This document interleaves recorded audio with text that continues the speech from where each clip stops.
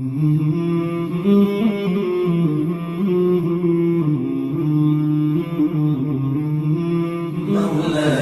صل وسلم دائما أبدا على حبيب. بسم الله الرحمن الرحيم. الحمد لله رب العالمين والصلاة والسلام على رسوله خاتم النبيين وعلى آله الطيبين وأصحابه الطاهرين والمؤمنين والمسلمين كلهم أجمعين، أما بعد، فقد قال الله سبحانه وتعالى في كلامه القديم والفرقان الحميد: أعوذ بالله من الشيطان الرجيم، بسم الله الرحمن الرحيم. محمد رسول الله والذين معه أشداء على الكفار رحماء بينهم تراهم ركعا سجدا. صدق الله العظيم. அளவற்ற அருளாளனும் நிகரற்ற அன்புடையோனுமாகிய எல்லாம் வல்ல அல்லாஹுவின் பெயரால் துவங்குவோமாக. அல்லாஹுவின் அன்பும் அருளும் அருள் நபி ஸல்லல்லாஹு அலைஹி வஸல்லம் அவர்கள் மீதும் அவர்களின் வழிவந்த அனைவர் மீதும் என்றென்றும் நிறைவாக உண்டாவதாக. ஆமீன். மாதர்குலத்து மாணிக்கங்கள் என்கிற இந்த தொடரில் சமுதாய பெண்மணிகளுக்கிடையே விழிப்புணர்வை ஏற்படுத்துவதற்காக இஸ்லாமிய வரலாற்றில் தடம் பதித்த, சாதனைகள் புரிந்த, இறையச்சம் நிறைந்த நல்ல பல தாய்மார்களை அனுதினமும் ஒவ்வொரு தாய்க்குலத்தின் சிறந்த உத்தமிகளை பற்றி பார்த்து வருகிறோம். இன்றைக்கும் நபிகள் நாயகம் ஸல்லல்லாஹு அலைஹி வஸல்லம் அவர்களுடைய தந்தையருடன் பிறந்த சஃபியா ரதியல்லாஹு தஆலா அன்ஹா, நபி ஸல்லல்லாஹு அலைஹி வஸல்லம் அவர்களுக்கு மாமி உறவு வேண்டும். ரசூலுல்லாஹி ஸல்லல்லாஹு அலைஹி வஸல்லத்திற்கு குப்பி உறவு முறை வேண்டும். சஃபியா அம்மையாரை பற்றிய சில செய்திகளையும் அவர்கள் வாழ்விலிருந்து நமக்கு கிடைக்கிற சில படிப்பினைகளையும் பார்க்கிறோம். நாங்கள் எங்களுடைய உயிரை உங்களுக்கு தருவோம், இந்த மார்க்கத்திற்கு அர்ப்பணிப்போம் என்று ஆண்கள் நபி ஸல்லல்லாஹு அலைஹி வஸல்லம் அவர்களிடத்தில் பைஅத் செய்தது போல் பெண்களும் ரசூலுல்லாஹி ஸல்லல்லாஹு அலைஹி வஸல்லம் இடத்தில் பைஅத் செய்திருக்கிறார்கள், உடன்படிக்கை செய்திருக்கிறார்கள். பெண்கள் நபி ஸல்லல்லாஹு அலைஹி வஸல்லம் இடத்தில் பைஅத் செய்வது குறித்த வாசகங்கள் குர்ஆனில் இடம்பெற்றிருக்கிறது. இந்த சஃபியா அம்மையார் நபி ஸல்லல்லாஹு அலைஹி வஸல்லம் இடத்தில் பைஅத் செய்தவர். மிகவும் ஆரம்பத்திலேயே இஸ்லாத்திலே சேர்ந்தவர். மதீனாவிற்கு ஹிஜ்ரத்து புறப்பட்ட நேரங்களில் சஃபியா அம்மையார் ரதியல்லாஹு அன்ஹா அவர்களும் ஹிஜ்ரத்திற்கு போனவர்கள். சஃபியா அம்மையாருக்கென்று ஒரு தனி முக்கியத்துவம் நபி ஸல்லல்லாஹு அலைஹி வஸல்லம் இருந்தது. எல்லாரும் அமல் செய்யுங்கள் என்று ஆர்வமூட்டுவதற்காக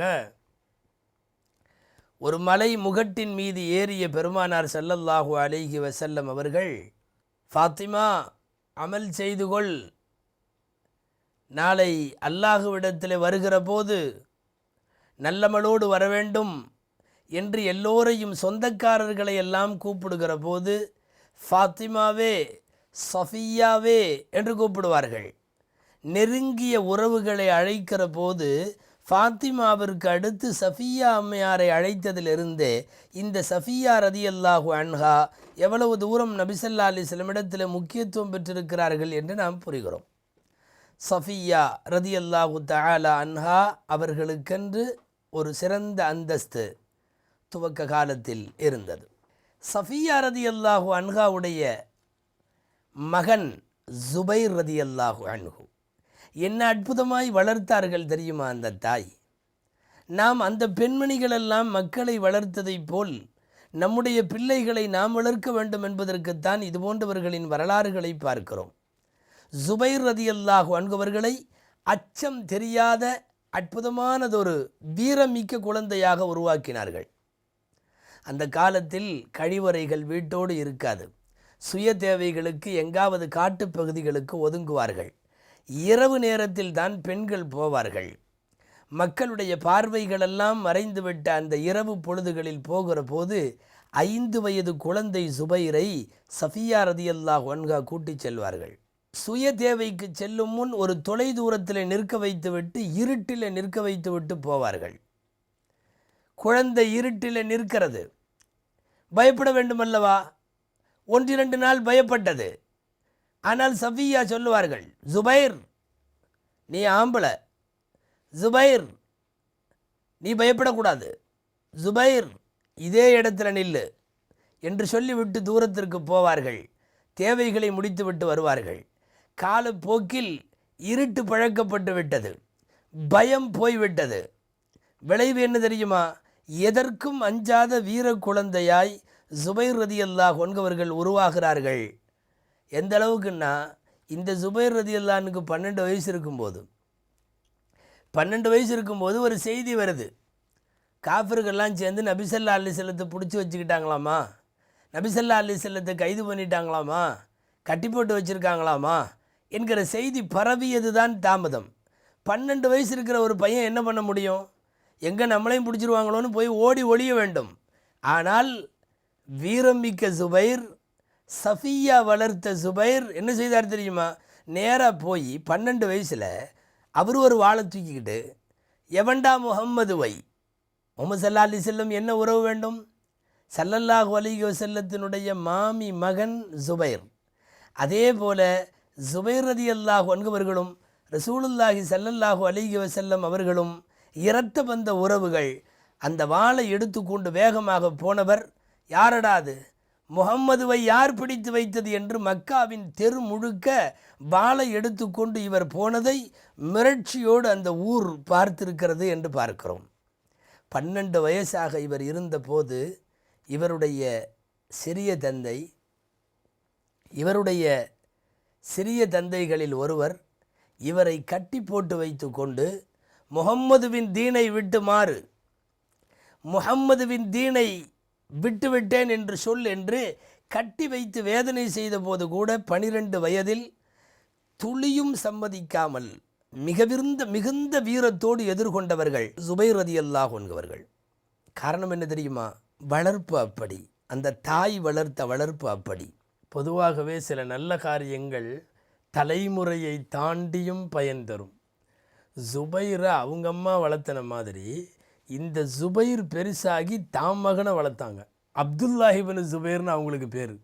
இந்த ஜுபைர் ரலியல்லாஹு அன்ஹு அப்துல்லாஹிபின் ஜுபைரை அதே போல் வளர்த்தார்கள். எந்த அளவுக்குன்னா, ஜுபைர் ரலியல்லாஹு அன்ஹு போருக்கு போகிற போது இந்த அப்துல்லாவை தூக்கி முதுகில் கட்டிக்குவாங்க. கட்டிக்கிட்டு இறுக்கமாக உப்பு மூட்டை தூக்கின மாதிரி இறுக்கமாக பிடிச்சிக்கோன்னு சொல்லிட்டு போர் செய்வாங்க. போருக்கு போகிற போது எவனாவது குழந்தையை கூட்டி கொண்டு போவானா? வீரம் செறிந்த பரம்பரை அது. கூட்டி கொண்டு போனார்கள். இந்த குழந்தை யுத்த மைதானத்திற்கு இடையில், வாட்கள் மோதுகிற இடத்தில், குதிரைகள் புழுதி பறக்க தெரிக்கிற இடத்தில் யுத்தத்தை பார்த்து பார்த்து பார்த்து பழக்கப்பட்ட குழந்தை ஜுபைர் ரலியல்லாஹு அன்ஹு அவர்கள். என்ன நடந்தது தெரியுமா? ஹதரத் அப்துல்லாஹிபின் ஜுபைர், இந்த முதுகில் இருக்கிற குழந்தை, இவங்க பெருசானதற்கு பிறகு என்ன நடந்தது? சஹாபாக்கள் சொல்லுவார்கள், யுத்தத்தில் குதிரையில் நின்றா குதிரையை காலிலேயே கண்ட்ரோல் பண்ணிக்கிட்டு 2 கையிலும் 2 வாளோடு போர் புரிவார்களாம். அப்துல்லாஹிபின் ஜுபைரை தவிர சஹாபாக்களுக்கு இவ்வளவு பெரிய ஆற்றல் சஹாபா பெருமக்களில் வேறு யாருக்கும் இருந்ததில்லை என்பார்கள் சஹாபா பெருமக்கள். நாம் சஃபியா அம்மையாரின் வளர்ப்பை பார்த்து வருகிறோம்.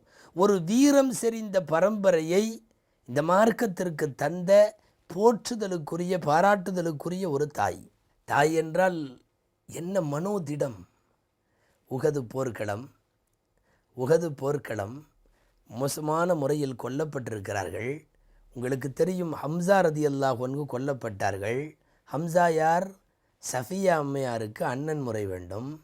சொந்த அண்ணன் கொலை செய்யப்பட்டு படுத்து கிடக்கிறார். வஹஷி என்பவர் கொன்றுவிட்டு போய்விட்டார். கொலை செய்தவன் கொலைக்குரிய ஒரே ஒரு காயத்தை மட்டும் ஏற்படுத்திவிட்டு போய்விட்டான். நமக்கு தெரியும் ஹிந்தா. அங்கிருந்து ஹிந்தா வந்தார். கத்தியை கையில் எடுத்து வயிற்றில் ஒரே கிழி நேராக கிழித்தார். உள்ளே இருக்கிற உறுப்புக்கள், கணையங்கள், கல்லீரல் எல்லாவற்றையும் வெளியே எடுத்தார். எந்த அளவுக்கு வரலாற்று ஆசிரியர்கள் எழுதுகிறார்கள், இருதயத்தை எடுத்து கடிக்க முயன்று கடிக்க முடியாமல் தூ என்று துப்பினார். கண்ணை குத்தி மூக்கை அறுத்து எவ்வளவு சிதைக்க முடியுமோ ஒரு உடலை அவ்வளவும் சிதைத்து போட்டுவிட்டார். ஸல்லல்லாஹு அலைஹி வஸல்லம் வந்தார்கள். சஹாபாக்களை பார்த்தார்கள். யார்? சய்யிது ஷுஹதா, வீரம் நிறைந்த ஹஸரத் ஹம்ஸா ரதியல்லாஹு அன்ஹு, இஸ்லாத்தினுடைய தூண்களில் ஒரு தூண் இவ்வளவு கோரமாக சிதைக்கப்பட்டது. கடைசியில் ஜனாசாக்கள் எல்லாம் அப்புறப்படுத்தப்பட்டு யாராலும் ஹம்ஸா ரதியல்லாஹு அன்ஹுவை பார்க்க முடியாது என்கிற நிலையில் ஒரு வெள்ளை துணியை போர்த்தி அங்கே வைத்திருந்தார்கள். ஸல்லல்லாஹு அலைஹி வஸல்லம் இன்னும் அந்த பிரமையில் இருந்து, அந்த கோர காட்சியில் இருந்து இன்னும் விடுபடாமல் இருக்கிறார்கள். இதற்கிடையில் சஃபியா அங்கே வந்து விட்டார். தூரத்திலிருந்து சஃபியாவை ரதியல்லாஹு அன்ஹா கவனித்தவர்கள் ஸல்லல்லாஹு அலைஹி வஸல்லம் என்ன சொன்னார்கள் தெரியுமா? சஃபியா அம்மையாருடைய மகன் சுபைரை கூப்பிட்டு, உங்கள் அம்மா வர்றாங்க, சஃபியா வர்றாங்க, சஃபியா இந்த பாடியை, இந்த ஜனாசாவை பார்த்தால் தாங்க மாட்டார்கள், அதனால் போய் எப்படியாவது அங்கேயே தடுத்துரு. அவங்களுக்கு இந்த விஷயம் தெரியாது, இவ்வளவு கோரமாக இருக்குன்னு, போய் தடுத்துரு. சுபைர் போய் தடுக்க போனார்கள். எதிரில் வருகிறார் சஃபியா, போ அந்த பக்கம். ரெண்டாவது முறை தடுக்க போகிறார், போ அந்த பக்கம். 3 முறை தடுத்ததற்கு பிறகு சுபைர் சொன்னார், அம்மா நான் தடுக்கலை, ஸல்லல்லாஹு அலைஹி வஸல்லம் உன்னை வேண்டாம் என்றார்கள். அப்படியே நின்று விட்டார். 1000 தான் தம்பி மகன் என்றாலும், 1000 தான் ரசூலுல்லாஹுவுக்கு மாமி என்றாலும், அல்லாவின் தூதர் சொல்லுகிற போது அதற்கு மேல் அடி எடுத்து வைக்க முடியாது. நின்று விட்டார் சஃபியா ரதியல்லாஹு அன்ஹா அவர்கள். அல்லாஹுவின் தூதர் என்னை வரவேண்டாம் என்று சொன்னாரா? ஆமாம் சொன்னார். காரணம், ஹம்ஸா ரதியல்லாஹு அன்ஹு மற்றவர்களைப் போல கொல்லப்படவில்லை, போர்க்களத்தில் ரொம்ப கோரமாக கொல்லப்பட்டிருக்கிறார். அதை காண்பதற்கு உங்களால் முடியாது. சஃபியா சொன்னார்கள், நீ போய் முஹம்மதுர் ரசூலுல்லாஹி ஸல்லல்லாஹு அலைஹி வஸல்லமிடம் சொல், ஹம்ஸா ரதியல்லாஹு அன்ஹுவுடைய உடலை எப்படியெல்லாம் சிதைக்கப்பட்டது என்கிற அத்தனையும் சஃபியாவுக்கு தெரியும் என்று சொல். அதையெல்லாம் தெரிந்ததற்கு பிறகும் மனோதிடத்தோடு நான் வந்திருக்கிறேன் என்று சொல். இப்படி சொன்னது தான் தாமதம். சுபைர் ரதியல்லாஹு அன்ஹு போய் சொன்னார்கள், எங்கள் அம்மாவுக்கு எல்லா விஷயமும் தெரியுமாமா, மனோதிடத்தோடு தான் வந்திருக்காங்களாம். அழுது ஆர்ப்பரிப்பார்களோ, ஒப்பாரி வைப்பார்களோ, ஏதேனும் புலம்புவார்களோ, தொடக்கூட முடியாமல் இருக்கிற பிரேதத்தை கட்டிக்கொண்டு கதறி அழுவார்களோ என்றெல்லாம் சந்தேகத்தில் தான் நபி ஸல்லல்லாஹு அலைஹி வஸல்லம் விடலை. ஆனால் மனோதிடத்தோடும் தகவல் தெரிந்தும் வந்திருக்கிறார் என்றவுடன் நபி ஸல்லல்லாஹு அலைஹி வஸல்லம் முகத்தை ஒரு பக்கம் திருப்பி கொண்டு தங்களுடைய மாமி சஃபியா அம்மையாரை அனுமதித்தார்கள். வந்தார்கள்.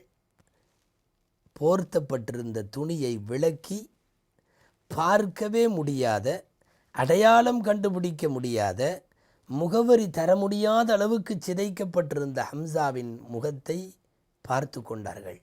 என்ன அழுத்தம் தெரியுமா? என்ன ஈமானிய அழுத்தம் தெரியுமா?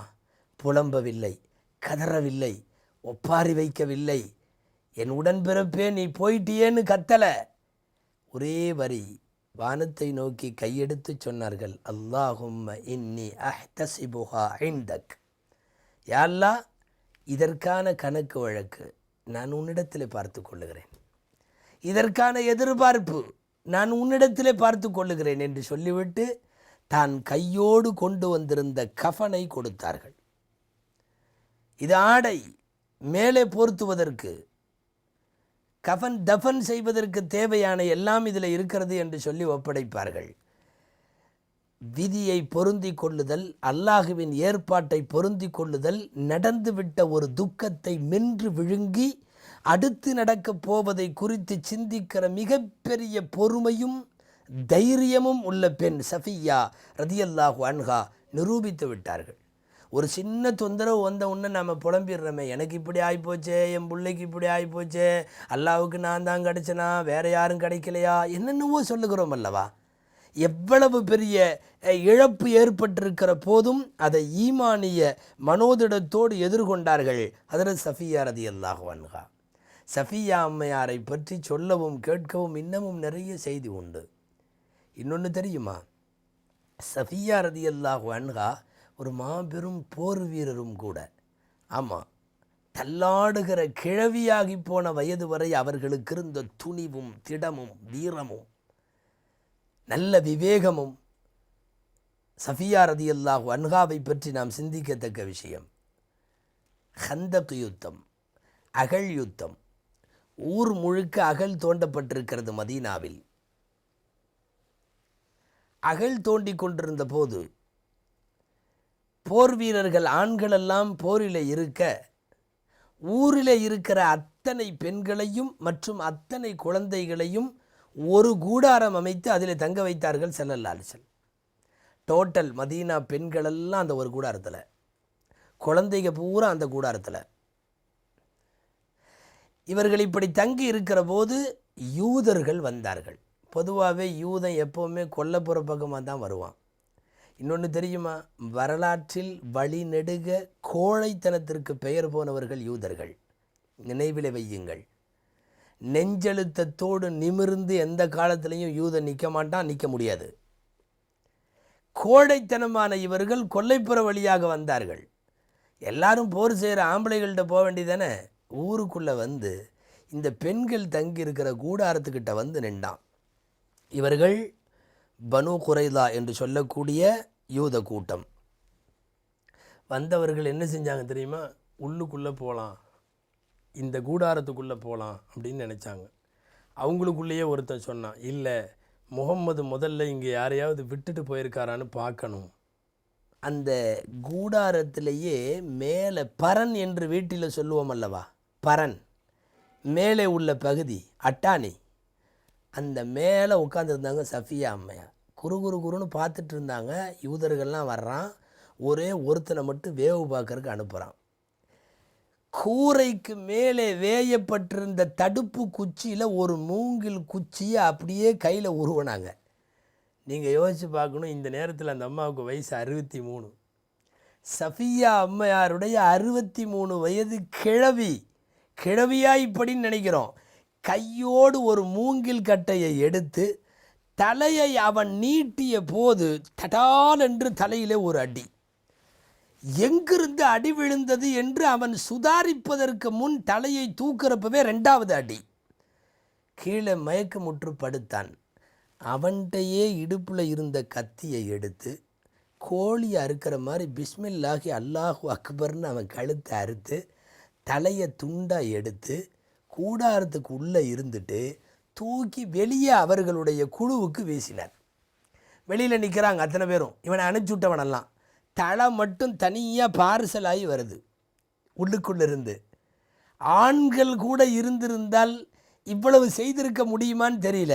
ஒரு 63 வயது கிழவி மூங்கில் கட்டையில் தாக்கி அவன் ஆயுதத்தையை எடுத்து அவனை குர்பானி கொடுத்து பெண்களுடைய பகுதிக்கு உள்ளே அத்துமீறி நுழைய முயலுகின்ற அந்த யூத குழுவுக்கு இந்த தலை பார்சலாக போகிறது. ஆச்சரியம் என்ன தெரியுமா, தலை வந்து விழுந்த உடனே அவர்கள் பேசிக்கிட்டாங்களாம், இன்ன முஹம்மதன் தரக்க ஜெய்ஷன். முஹம்மது ஒரு படையை இங்கே விட்டுட்டு போயிருக்கிறாரு. உண்மை, படையை விட்டுட்டு போயிருக்கார். என்ன படை தெரியுமா, சஃபியா என்கிற ஒற்றை படை. அது ஒரு மாபெரும் படை இருந்து ஆற்ற வேண்டிய ஒரு வீரமரமான காரியத்தை சஃபியா ரலியல்லாஹு அன்ஹா பார்த்திருக்கிறார்கள். ஆச்சரியம், வீரத்திற்கும் பெயர் போன பெண்மணி சஃபியா ரலியல்லாஹு அன்ஹா. இந்த பெண்மணியின் வாழ்க்கையில் நாம் படிப்பதற்கு இன்னமும் ஏராளமான செய்தி உண்டு.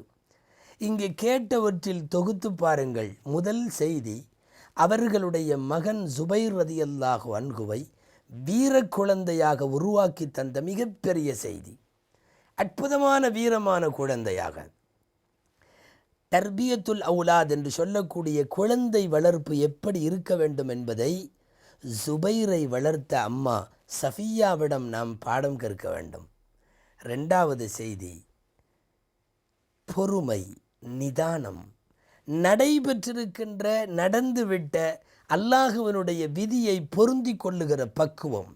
சொந்த சகோதரன் இவ்வளவு மோசமாக கிடக்கிற போது ஒரு சொட்டு கண்ணீர் விடாமல், ஒப்பாரி வைக்காமல், வாய் திறக்காமல், ஓலமிடாமல், கதறி அழாமல், என் ரப்பின் இதை பொருந்தி கொண்டு யா அல்லாஹ் இதற்கான கூலி உன்னிடம் என்று சொல்லுகிற ஈமானிய அழுத்தம் சஃபியாவிடமிருந்து நாம் படிக்க வேண்டும். ரதியல்லாஹு அன்ஹா. ஒரு மவுத்து வீடு நடக்கிற போது இன்றைக்கு நம்முடைய பெண்களை பார்க்கிறோமே, யாராவது ஒரு பெண் அழாமல் இருந்தால் கூட அழாமல் இருக்கிற அந்த பெண்ணை அழ வைப்பதற்கு ஏதாவது சொல்லி பெருங்குரல் எடுத்து அழ வைக்கின்ற, பெருங்குரல் எடுத்து அழுகின்ற, ஒப்பாரி மயமாகிவிட்ட சூழ்நிலைகளை பார்க்கிறோம் அல்லவா. 3வதாய் சஃபியா ரதியல்லாஹு அன்ஹாவிடமிருந்து நாம் படிக்க வேண்டிய பாடம் அவர்களுடைய வீரம். மார்க்கத்திற்காக என்ன வேண்டுமானாலும் நடக்கலாம், யூதர்களால் தொல்லைகள் வரலாம், ஒட்டுமொத்த பெண்களை பாதுகாத்தாக வேண்டும். ஒரு கிழவியாக நடக்காமல் ஒரு இராணுவ வீரனுக்கே உள்ள மிடுக்கோடு அவர்கள் நடந்து கொண்ட வீரம். இன்றைக்கு நாம் சஃபியா அம்மையாரிடம் அந்த துணிவை நம்முடைய பெண்கள் பாடமாக படிக்க வேண்டும். நிறைய செய்திகள் சஃபியா அம்மையாரிடம் உண்டு. அதனால்தான் அருமைநாயகம் ஸல்லல்லாஹு அலைஹி வஸல்லம் பல கட்டங்களில் சஃபியா அம்மையாரை வாயார புகழ்ந்து பேசியிருக்கிறார்கள். எல்லாம் வல்ல இறைவன் நபி ஸல்லல்லாஹு அலைஹி வஸல்லத்தினுடைய மாமி சஃபியா ரதியல்லாஹு அன்ஹாவைப் போல வீரமும் பொறுமையும் விவேகமும் எல்லாம் கலந்த பெண்மணிகளை அல்லாஹு தஆலா இந்த சமுதாயத்தில் மீண்டும் மீண்டும் உருவாக்கி தருவானாக.